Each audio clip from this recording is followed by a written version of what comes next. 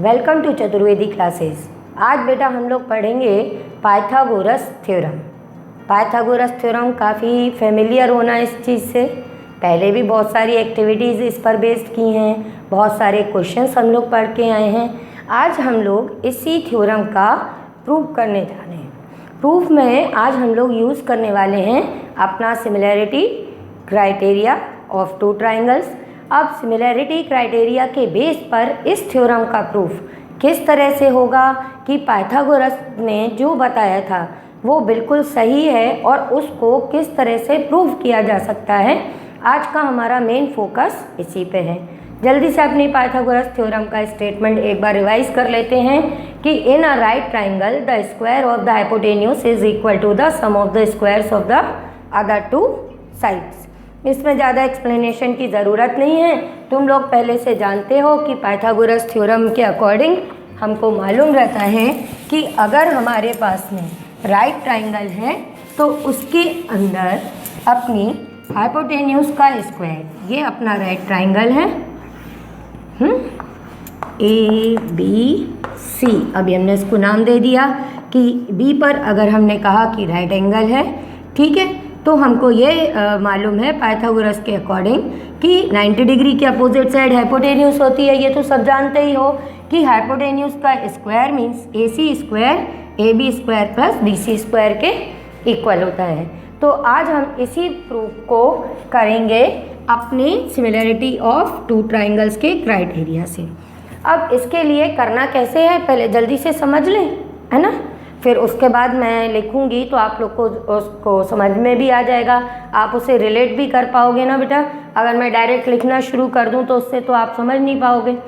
तो सबसे पहले करना क्या है, हमको ये प्रूव करना है कि A C square A B square plus B C square के इक्वल होता है।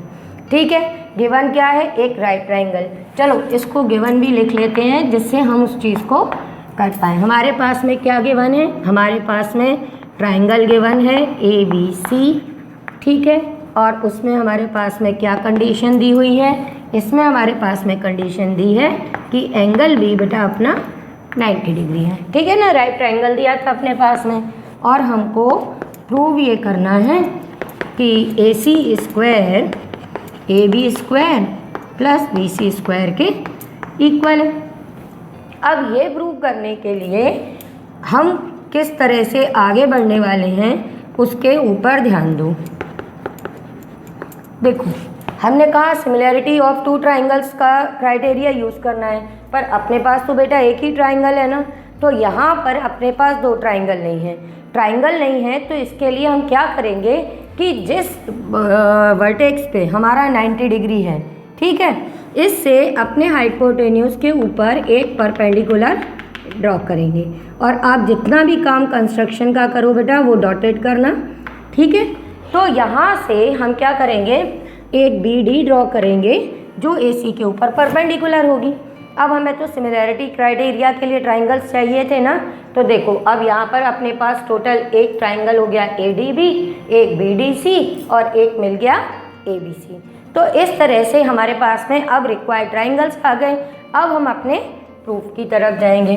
तो अब सबसे पहले हमने अपना कंस्ट्रक्शन भी लिख लिया कि हमने क्या किया, बी डी परपेंडिकुलर टू ए सी। ठीक बेटा, अब प्रूफ लिखना है। प्रूफ लिखने के लिए सिमिलैरिटी यूज़ करनी है, बहुत देर से कह रहे हैं, तो किन किन ट्राइंगल्स में करेंगे। अगर हम ये सोचें कि हम सबसे पहले ट्राइंगल बी डी सी और बी डी ए में सिमिलैरिटी क्राइटेरिया यूज़ करें, तो इनमें तो बेटा देखो केवल ये एक एंगल अपने पास में 90 डिग्री है ना, मान लो ये एंगल 1 है और ये 2 है, और तो कोई चीज़ अपने पास में इक्वल है नहीं, साइड्स का रेशो इक्वल है नहीं, एंगल है नहीं, तो इसका मतलब इन दोनों को हम आपस में यूज़ नहीं करेंगे। तो अब ये पेयर ऑफ ट्राइंगल्स नहीं यूज़ करते हुए हमको करना क्या है, सबसे पहले ट्राइंगल ए बी सी को हम अपने किसी भी ट्राइंगल बी डी सी से सिमिलर कर देते हैं मान लो। तो इन दोनों में दो एंगल ढूंढने हैं हमको, तो हमको दिख ही रहा है कि एंगल बी 90 का है, एंगल 290 का है, तो एक एंगल अपने को इक्वल मिल गया। और अगर हम ए बी सी और बी डी सी ले रहे हैं तो ये जो हमारा एंगल सी है ये कॉमन मिल गया। तो एंगल एंगल सिमिलैरिटी से अब हमारे ये दोनों ट्राइंगल्स सिमिलर हो गए। CMS जब आप ABD में करोगे तो एंगल 1 और एंगल ABC ये 90 डिग्री हैं और एंगल A कॉमन है, तो ये भी ABC के सिमिलर हो जाएगा। और इन्हीं चीज़ों का यूज़ करते हुए अब हम अपनी थ्योरम को प्रूव करेंगे। ठीक है, आपको फॉर्मेट समझ में आ गया कि स्टेप बाय स्टेप हम करने वाले क्या हैं। एक बार हम अपने ABC को BDC से सिमिलर करेंगे, फिर ABC को AD से सिमिलर करेंगे, फिर साइड्स का रेशियो इक्वल करेंगे और तब हमारा रिजल्ट ये आ जाएगा। चल अब लिखना कैसे है वो और सीख लो, क्योंकि अगर आप थ्योरम का प्रूफ लिख रहे हैं, आपने स्टेप बाय स्टेप समझ लिया, तो अब उस चीज़ को करेंगे कैसे वो और देख लो, काम खत्म। तो अब हमने अपना प्रूफ स्टार्ट किया। तो इसमें हमने जैसे कहा था कि हम स्टार्ट कहाँ से करेंगे। देखो अभी एक बार तुमने पढ़ लिया तो अब तुमको दिक्कत नहीं आएगी कि हम करने क्या वाले हैं। तो हम लिखेंगे in triangle ABC and triangle BDC। ठीक है, इन दोनों ट्राइंगल्स में कौन से एंगल इक्वल है। अच्छा, इस एंगल का नाम अभी हम ABC में एंगल B नहीं लिखेंगे, क्योंकि यहाँ B पर बेटा एक एंगल B तो बन ही रहा है, ये पूरा हमने दिखाया था, पर एक एंगल ये भी बन रहा है, ये भी बन रहा है, तो इसको AB केवल B नहीं लिखते हुए हम पूरा ABC लिखेंगे, जो आपका किसके इक्वल हो जाएगा, ये हो जाएगा एंगल 2 के। BDC के अंदर हमने 2 लिख दिया, जिससे हमको आसानी होगी। अगर आप BDC लिखना चाहो तो BDC लिख लेना। फिर उसके बाद में जैसा कि हमने कहा कि यहाँ पर एंगल जो C है वो हमारा कॉमन है, तो हम ये लिख देंगे angle C is equal to C। तो इससे क्या होगा, देयरफॉर ट्राइंगल ABC ये किसके सिमिलर आ जाएगा बेटा, ये आ जाएगा अपने ट्राइंगल BDC के। ठीक है, और ये सिमिलैरिटी के लिए मैं प्रीवियस लेक्चर में आप लोग को कई बार बता चुकी हूँ कि अगर आपने ABC लिखा है तो ये BDC क्यों लिखा हमने, DCB या यहाँ पर CBD क्यों नहीं लिख रहे हैं, वो इसलिए नहीं लिख रहे हैं क्योंकि A पर बनने वाला एंगल, ठीक है, A पर बनने वाला जो एंगल है, क्या वो ट्राइंगल BDC के B पे बनने वाले एंगल के इक्वल है, नहीं है, तो हमने वो लेटर लिखा। फिर B पर बनने वाला ABC में B पर बनने वाला एंगल 90 था बेटा, और यहाँ D पे 90 था, तो B का कॉरस्पॉन्डिंग एंगल D था, इसलिए हमने सेकंड लेटर D लिखा, और C हमारा कॉमन था तो दोनों के एंड में C लिखा। तो इस तरह से आप इनके जब सिमिलैरिटी के लिए ट्राइंगल्स के नेम लिखें तो इस चीज़ को ज़रूर याद रखना। अब अगला काम क्या है कि हमने ट्राइंगल सिमिलर कर लिया, इसी तरह से इसको करने वाले हैं, पर इसके बाद में बस एक स्टेप और लिखना है, क्योंकि आपको साइड्स का रेशियो ट्राइंगल सिमिलर हुए हैं तो यहाँ पे इक्वल करना है, जो मैंने बताया था। तो वो आप कैसे देखोगे, देखो या तो आप ऐसे सीख लो कि परपेंडिकुलर और परपेंडिकुलर का रेशियो, हाइपोटेन्यूस और हाइपोटेन्यूस का रेशियो लिखना है, या अगर आप इस तरह से रिलेट कर पा रहे हैं तो ये देखो हमने ट्राइंगल ABC लिखा है अगर पहले, तो ट्राइंगल ABC की 2 साइड्स का रेशियो लिखने वाले हैं हम। अब 2 साइड हमको कौन सी लेनी है, उन 2 साइड के लिए एक चीज़ ध्यान दो कि सबसे पहले तो ये देखना कि ये ABC और BDC में आपकी कॉमन साइड कौन सी है बेटा, BC, और इनको हमको रिलेट किससे करना है, हाइपोटेन्यूस AC से। तो दोनों के बेस और हाइपोटेन्यूस का हम यूज़ करना चाहते हैं, तो ABC की 2 साइड हमें यूज़ करनी है। तो 2 साइड हमारी कौन कौन सी हो जाएंगे बेटा, एक साइड हो जाएगी हमारी BC और दूसरी साइड हम लेंगे AC। अब साइड्स का रेशियो लिखते हैं, तो जिस ट्राइंगल का नाम पहले लिखते हैं वो न्यूमरेटर में उसके नेम्स लिख देते हैं। फिर उसके बाद डिनोमिनेटर में हमको BDC की साइड्स लिखनी है, तो BDC की जब साइड्स लिखनी है तो BDC में बेस अपना क्या है बेटा, ये है CD, और हमें AC से रिलेट करना ही है एंड में आंसर को। तो AC का कौन सा पार्ट यूज़ हो रहा है, आप ऐसे भी देख सकते हो CD, तो यहाँ पे हम लिख देंगे CD। और इसके बाद में दूसरी हमको कौन सी साइड लेनी है, तो देखो यहाँ AC इस 90 डिग्री के अपोजिट यानी हाइपोटेन्यूस है, तो यहाँ 90 डिग्री के अपोजिट अपना क्या है बेटा, BC, तो वो आप यहाँ पे लिखोगे। ये बात क्लियर हुई, ठीक है। और अगर आप ऐसे भी नहीं रिलेट कर पा रहे तो ऐसे देख लो कि हमको यहाँ पे साइड BC का स्क्वायर और AB के स्क्वायर का सम AC स्क्वायर के इक्वल करना है। तो BC का स्क्वायर कब मिलेगा? जब BC और BC हमारे क्रॉस मल्टीप्लाई होंगे। तो अगर एक ट्राइंगल ABC की साइड यहाँ पर है तो दूसरे ट्राइंगल की साइड कहाँ पे होगी? उसके अपोजिट साइड में। तो आप इस तरह से भी ध्यान रख सकते हो कि एक BC अगर हमारा यहाँ आया है तो दूसरा BC यहाँ डिनोमिनेटर में आएगा, ठीक है। और साइड AC यानी हाइपोटेन्यूस लिया है तो इसमें हाइपोटेन्यूस का कौन सा पार्ट यूज़ हो रहा है वो दूसरी साइड लिख देंगे, और जिससे हमारे पास में रिजल्ट आ जाएगा कि BC square is equal to AC into CD। ये मेन चीज़ है, ये आपने समझ ली तो फिर उसके बाद थ्योरम के प्रूफ में कोई दिक्कत नहीं आएगी। अब इसको लिख देंगे हम अपना रिजल्ट 1। अब सेम काम अपन कहाँ पे करने वाले हैं? यही काम करने वाले हैं BDA में।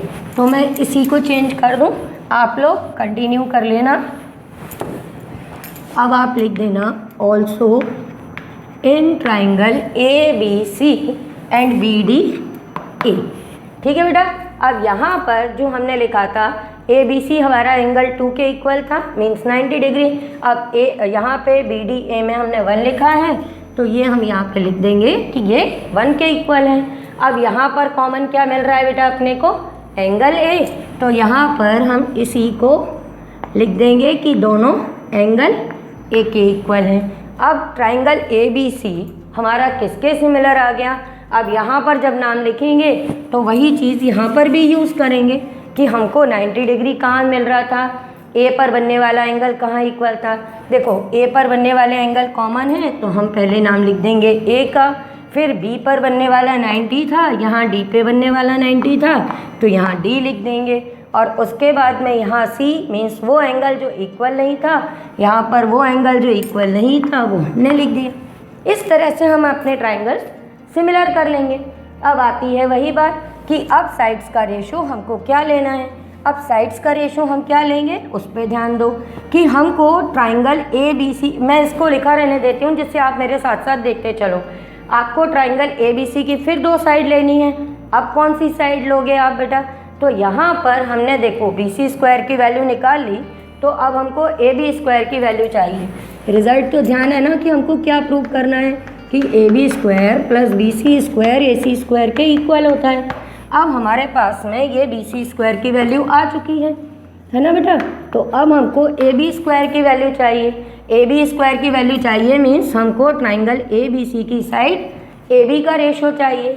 तो यहाँ पर हम अपना इस बार AB ले लेंगे, ठीक है। ये तो ये मालूम होना चाहिए ना 3 साइड हैं, हम इसमें से यही क्यों ले रहे हैं। तो यहाँ पर हम AB ले लेंगे, इक्वल में AC लेंगे क्योंकि रिजल्ट में दूसरी साइड हमको AC लाना है।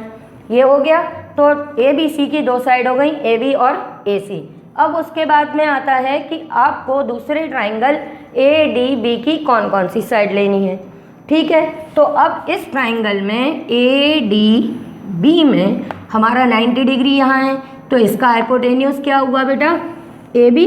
तो AC के डिनोमिनेटर में इस बार हम क्या लिखेंगे बेटा? अपना AB।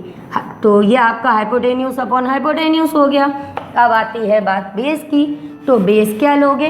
तो यहाँ पर बेस क्या लोगे? AD। क्यों? क्योंकि आपको AC का वो पार्ट चाहिए जो यहाँ पर हमको अपने रिजल्ट में यूज़ करना है, तो वो आ जाएगा आपका AD। या आप इसको ऐसे सपोज कर सकते हो कि हमने यहाँ पर परपेंडिकुलर अपॉन परपेंडिकुलर लिखा। तो जैसे बेटा आपको समझ में आ जाए आप उस तरह से कर लो। तो आप एक रिजल्ट ये पहले ला चुके हो कि BC स्क्वायर की वैल्यू AC इंटू CD के इक्वल है, और अगर हम यहाँ पर इनको क्रॉस मल्टीप्लाई करें तो ये आ जाएंगे AB square AC into AD। समझ में आ गया? अगर कहीं गलत करोगे तो ये AB इंटू AB स्क्वायर नहीं बनेगा, और यहाँ AC इंटू AD मीन्स एक साइड AC और इसका ये रिमेनिंग पार्ट। तो ये इस तरह से अपन काम करेंगे। तो ये अपने पास में जो रिज़ल्ट 1 आया था ये रिज़ल्ट 2 आ जाएगा। बस अब इन दोनों को ऐड कर दो, प्रूफ कंप्लीट हो गया। थोड़ा सा काम रहता है बेटा, बस समझ में आना चाहिए। अब हम लिख देंगे on adding first and second we can. जब हमने ऐड किया तो ये बेटा आ गया अपने पास में AB square plus BC square ये आ गया A C into C D plus A C into A D. अब ये अपना A B square plus B C square. अब देखो ए सी इंटू ए सी में ए सी कॉमन आ गया, यहाँ हमने लिख दिया C D plus A D. अब समझ में आ गया हमने क्यों लिया था ये वाला पार्ट, कि ये सी डी और ये ए डी ये ऐड कर देंगे, तो ये बेटा अपने पास में ए सी इंटू ए सी बन जाएगा, और ये हमको प्रूव करना था। लो कंप्लीट हो गया अपना पाइथागोरस थ्योरम का प्रूफ, सिमिलैरिटी ऑफ ट्राइंगल से। समझ में आया बेटा अच्छे से? अभी भी कोई डाउट हो तो वीडियो के एंड में मेरे नंबर हैं, आप मुझे व्हाट्सएप करो, मैं आपके डाउट्स क्लियर कर दूंगी। ओके बच्चों।